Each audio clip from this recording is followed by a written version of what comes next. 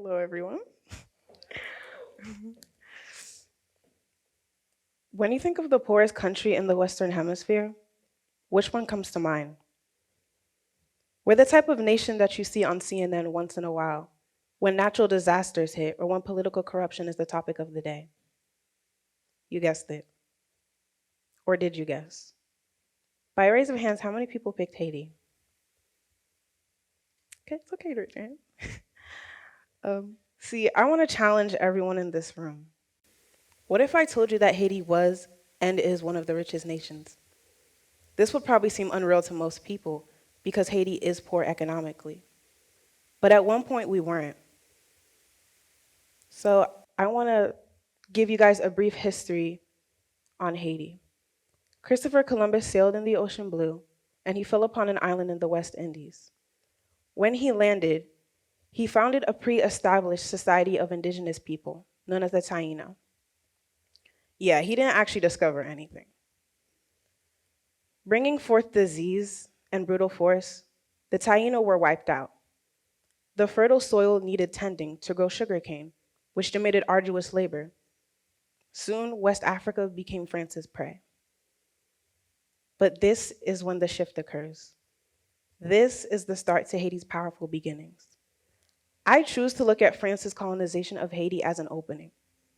Slavery, an unnecessary evil that made Haitians have this feeling and need and burning desire to want to revolt. I don't know what formed in us to be so daring in a time of brutality and fear. The only explanation is that it's in our blood. So I want you guys to imagine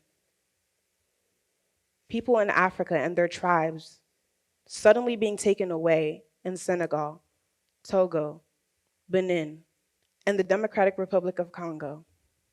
Now imagine them being forced under inhumane labor, forgetting their identity, having a new name, eventually revolting and forming their own nation. This powerful nation of resilient people is what made Haiti the jewel of the Antilles. We were seen as jewels because we offered 80% of the world's coffee and sugarcane. While you were imagining all of this, it probably didn't occur to you that this powerful nation would be forced to pay their oppressors back $21 billion dollars with interest. $21 billion. Dollars. Think of everything Haiti could have done with $21 billion. Dollars.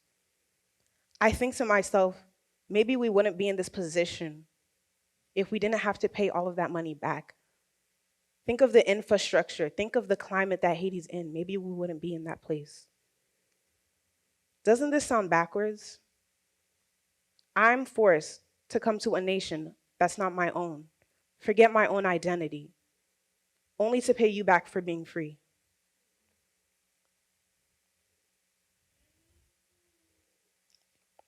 France's lack of acknowledging Haiti's independence is what caused our economic depletion, and it led to a cultivation of toxic mentalities within the Haitian culture because of generational trauma. Way too often, when a man sees a treasure, what do? They tarnish its beauty and degrade its value. Haiti is a hidden treasure. It's a diamond in the rough, but not everyone views us this way. Although Haiti became the second freest country and the first Black nation in 1804, we were still given a poor narrative. Haiti was titled the poorest country in the Western Hemisphere, more than the first Black nation. But what brought us here? What and who is responsible for our poverty?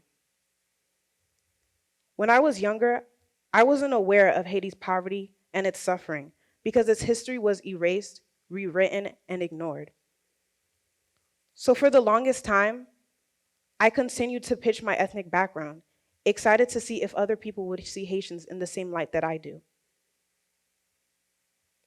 I was always choosing it as my topic of choice for projects to spread more awareness that, hey, we exist too. But I came to a realization that it's more than just letting people know we exist, but that we're powerful. Haitians, we're so giving and we're so helpful, even when it's not reciprocated. I mean, we helped expand countries, hence the Louisiana Purchase. Yeah, maybe some of you didn't learn that in class, but we were responsible for the US expanding 2 times more than its actual size during the time. We willingly helped other countries gain their independence, hence Colombia, Simon Bolivar, and his negotiations with Haiti to help Colombia become its own union. But everything that I just told you would be summarized as a paragraph in most textbooks. And I'm only speaking for America. Just imagine what people from other countries don't know. I remember at the age of 6 watching news coverage on January 12th, 2010. This is the date that shook Haiti to its core. I witnessed the shock of my parents as they saw on live TV the aftermath of their country.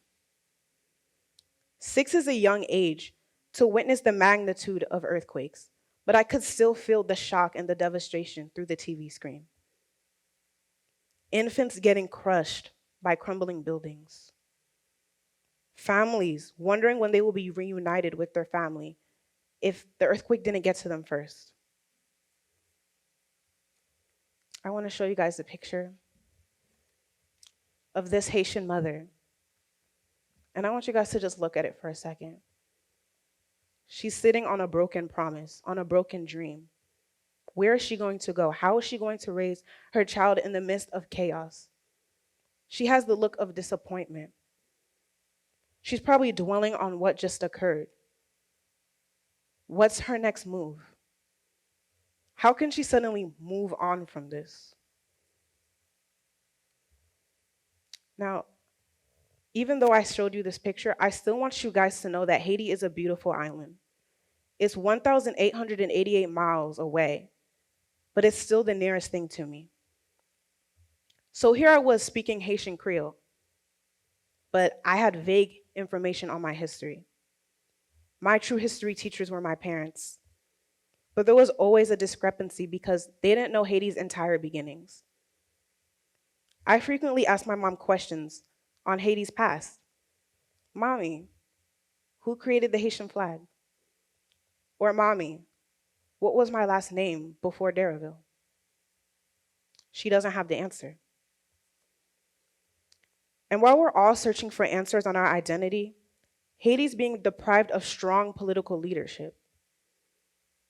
Either it's too many foreign hands trying to fix us, or gangs within the country itself who have no interest in the progression of Haiti, which in turn separates us. Whether it be through continuous social and political unrest, corruption, poverty, and death. But nobody's listening. Nobody seems to care about what's going on in Haiti. Nobody seems to understand the suffering that we're facing.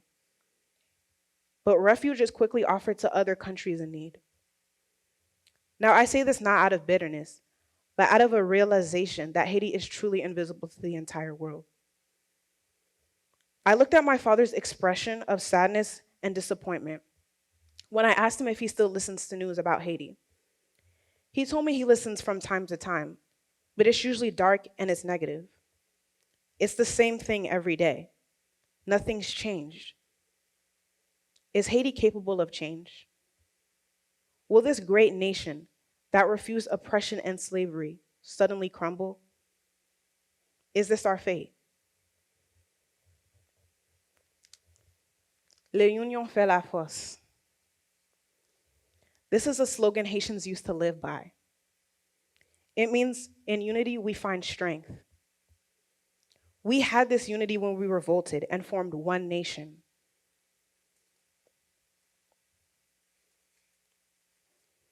So, I come here to encourage all of you to realize that Haiti is here to demand respect. We want something more. We're here because we're revolutionaries. We were the first, and we won't be ignored. And we won't be in a situation where whips will ever be used against us ever again. Because we suffered a lot to get here. So I encourage each and every single one of us here, do your research. Look more into Haiti and what's going on, the political unrest, the death, the unnecessary things that are going on. Because it all sounds like a broken record. People dying, poverty, it's the same thing. But if you listen to a broken record several times, maybe you find a different tune out of that same broken record. Maybe you hear the guitar or the G minor on a piano. What I'm trying to say is that Haiti will have a new tune. And I remember my mom saying she was going to disassociate herself from Haitian news for a while. But I watched that she continuously kept immersing herself through the news. She just couldn't disassociate herself with her own people. She had to know what was going on. And I realized she did this because she was searching for a new tune of triumph.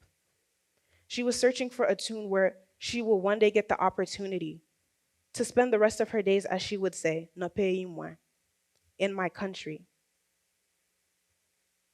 So Haiti will have a new tune of triumph. And one example is the Haitian business Caribou. It's having a comeback, and it's a business that sells coffee.